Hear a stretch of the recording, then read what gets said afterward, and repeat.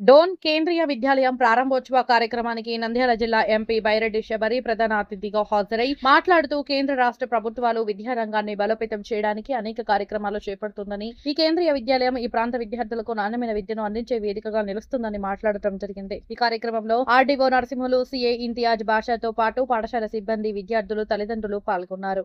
KV school గురించి మనం చెప్పాల్సిన అవసరమే లేదు. ఎందుకంటే కేవీ స్కూల్లో మీ పిల్లలకి అడ్మిషన్ వచ్చింది అంటేనే మీ పిల్లల భవిష్యత్తు సెట్ అయిపోయింది అని.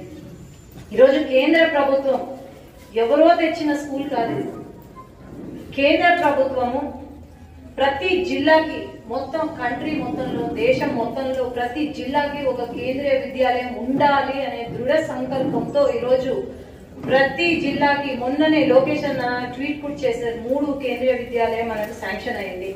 ఇట్లా శాంక్షన్ చేసుకుంటూ